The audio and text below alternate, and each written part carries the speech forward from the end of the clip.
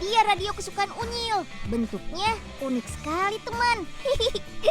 Mendengarkan lagunya jadi semakin asik deh. Tampilannya mirip radio jadul, namun lebih rupawan dan artistik. Sehingga bisa juga berfungsi sebagai penghias ruangan rumah loh. Radio ini merupakan produksi Cawang Art Radio, yaitu produk radio berbasis teknologi transistor dengan sentuhan tradisi dan budaya Indonesia. Sudah lebih dari 20 model radio loh yang diproduksi. Wah, keren-keren kan? Bahan utama pembuatan radio ini menggunakan MDF atau Medium Density Fiberboard. Papan ini terbuat dari serbuk kayu yang dicampur lem dan bahan kimia lainnya. MDF yang digunakan berukuran 15 sampai 18 mm. Potong sesuai pola. Gunakan masker ya, soalnya serbuk kayu sisa pemotongan akan menyembur. MDF menjadi bahan favorit untuk pembuatan aneka furniture di sini karena permukaannya yang halus dan ikatan-ikatan antar materialnya sangat kuat. Membuat bahan ini menjadi lebih tahan terhadap segala cuaca.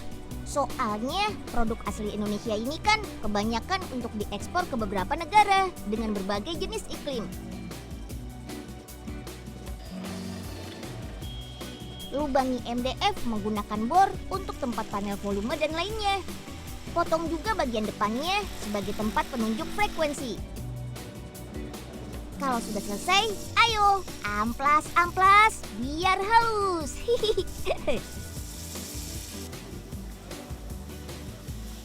Sapukan cairan water base pada setiap sudut dan bagian pinggir MDF. Gunanya untuk menutup pori-pori yang ada pada permukaan MDF. Selanjutnya bawa ke ruangan ini nih. Proses ini dinamakan top coat, yaitu melapisi permukaan MDF untuk melindungi dari perubahan suhu atau kondisi. Proses ini juga akan menutup dan memperbaiki cacat permukaan MDF agar terlihat lebih cantik. Keringkan kurang lebih selama 4 jam. Proses pengeringannya menggunakan panas dari lampu tembak ini. Nah, di ruangan ini MDF yang sudah berbentuk radio akan dipoles kembali teman, biar mengkilat. Prosesnya sih hampir sama seperti top coat tadi, hanya warna yang diberikan lebih mengkilat. Ayo, pindah ke proses perakitan. Pasang casing depan radio.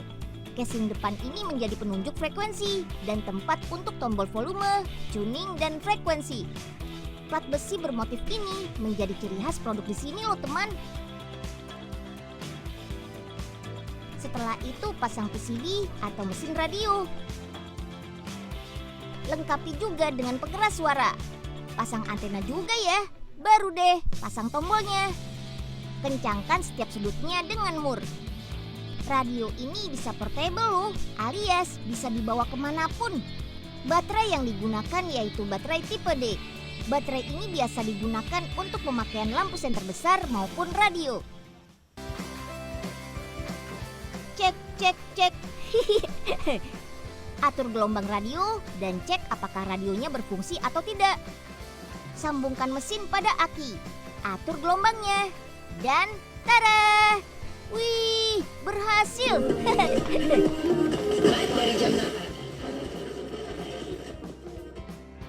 Tinggal kita packing deh. Dengan harga 1-3 jutaan rupiah, radio ini berhasil menembus pasar internasional loh. Wih, keren.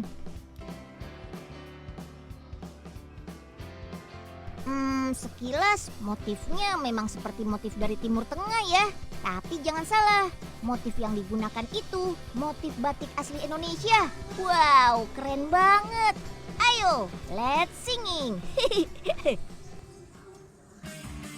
Sambala bala sambalado, terasa pedas, terasa panas. Asik. Tarik mang.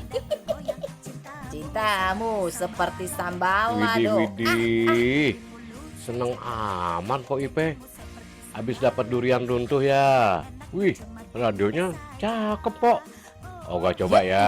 Wah, rusak suasana aja nih. Lagi asik juga, kagak? Bentar. Ada acara kesenangan Oga nih po jam segini. Ya, ngebul kan, bisa yang rusak aja. Emang radionya aja kali itu butut. Gara-gara si bawel Po Ipe nih, Oga jadi susah begini. Segala minta radio dari kayu lagi. Emangnya mau bikin kandang pakai kayu? Nyeng tuh. Neng, sini Nyeng. Bantuin nih Nyeng. Iya Gah. Aduh, mau bangun rumah Gah. Jangan banyak-banyak bos. Aduh, bonyok dah nih kaki. Ya, maafin Gah. Tuh, apes mulu sih Gah. Sini, Enyeng bantuin. Ada yang tahu ini apa? Karakternya unik dan berwarna-warni. Yang sering ikut mama papanya ke pesta pernikahan pasti sudah pada tahu deh. Karena benda ini biasa dijadikan souvenir untuk para tamu undangan. Souvenir inovatif ini terbuat dari bahan alami loh, yaitu dari tanah liat. Gabungan unsur kaolin, fluorspar dan kuarsa pada tanah liat ternyata bisa diolah menjadi aneka kerajinan keramik yang cantik dan unik. Mau tahu bagaimana cara membuatnya? Come on! Ini dia tempatnya, sentra keramik di Noyo yang ada di Kota Malang. Sentra keramik ini sudah ada sejak tahun 1957 loh. Wah, lama banget kan? Pak Samsul Arifin ini salah satu pengrajinnya. Ada banyak jenis keramik yang dibuat di sini. Oke, langsung saja yuk kita belajar membuat kerajinan keramik di tempat Pak Samsul. Jangan lupa pakai celemeknya dulu ya, biar nggak kotor. Tanah liat yang baru didatangkan dari tempat penambangan ini kondisinya sudah halus dan bersih. Ayo, potong tanah liatnya menjadi kecil-kecil, biar lebih mudah saat diaduk nanti. Tanah liat yang digunakan ini tidak boleh sembarangan loh. Harus tanah liat yang tahan saat dibakar pada suhu tinggi. Masukkan tanah liat yang sudah dipotong ke dalam bak adukan. Setelah itu aduk menggunakan mesin selama kurang lebih 5 jam sampai benar-benar halus. Saring tanah liat menggunakan alat penyaring ini. Aduk dan tekan biar hasil saringannya makin halus, lus. Bahan tanah liat halus seperti ini mudah dibentuk menggunakan cetakan karena mengandung unsur kaolin, fluorspar, dan juga kuarsa yang mempunyai daya ikat cukup kuat dan mudah mengeras. Sip, sekarang waktunya mencetak. Caranya gampang kok. Tuang tanah liat halus ke dalam cetakan-cetakan ini. Bentuk cetakannya ada macam-macam tuh. Tinggal pilih saja karakter apa yang kita suka. Cetakan yang digunakan terbuat dari bahan tepung gipsum. Tepung gipsum dipilih karena sifatnya yang mudah menyerap air. Sehingga tanah liat yang dituang ke cetakan akan lebih cepat kering dan mengeras. Kira-kira hanya butuh waktu 10 menit saja.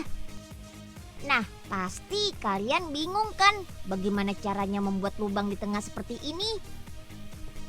Bentuk seperti ini biasanya digunakan untuk celengan ataupun lonceng. Pengerasan tanah liat awalnya dilakukan di pinggiran rongganya dulu. Setelah itu cairan tanah liat yang tersisa di bagian tengahnya dibuang hingga membentuk rongga. Gampang kan? Oh, bagus banget, Pak. Wah. Pasirnya rata lagi, nggak ada yang rusak. Di sini punya aku ya. Untuk membuat celengan, kita beri lubang di atasnya dulu, biar celengannya bisa dimasukkan uang. Setelah itu jemur deh. Penjemuran di bawah sinar matahari biasanya membutuhkan waktu 6-12 jam. Tanah liat yang sudah benar-benar kering, warnanya akan berubah. Siapkan air, spons, dan pisau cutter. Pisau cutter ini berguna untuk memotong bagian tanah liat yang berlebih. Air dan spons gunanya untuk meratakan dan membersihkan sisa-sisanya. Lanjut, sekarang waktunya pengecatan. Pilih warna yang sesuai untuk karakter yang akan dibuat ya. Butuh ketelitian dan konsentrasi tingkat tinggi nih, biar catnya tidak berantakan. Setiap bulan, industri kerajinan keramik Pak Samsul ini mampu memproduksi hingga 3.000 keramik karakter. Banyak banget kan? Harga jualnya berkisar antara 5.000 sampai 250.000 rupiah. Tara, ini dia hasilnya. Wah, mirip banget kan sama toko karakter aslinya. Kerajinan keramik asli Indonesia ini gak kalah sama produk dari luar negeri loh. Kamu bikin bentuk apa sih, Nyil? Kok aneh gitu? Ye, ini kan dinosaurus, Ro. Tuh, keren kan? Apanya yang keren? Buntut sama kepalanya nggak ada bedanya tuh. Hihihi. Mau bikin dinosaurus apa odong-odong nih? Ih, enak aja. Kepalanya memang belum jadi. Tanah liatnya sudah habis nih. Tolong ambilin tanah liatnya lagi dong, Sro. Hihihi. Ya udah deh. Tunggu ya, Nyil, biar Usro ambilin dulu.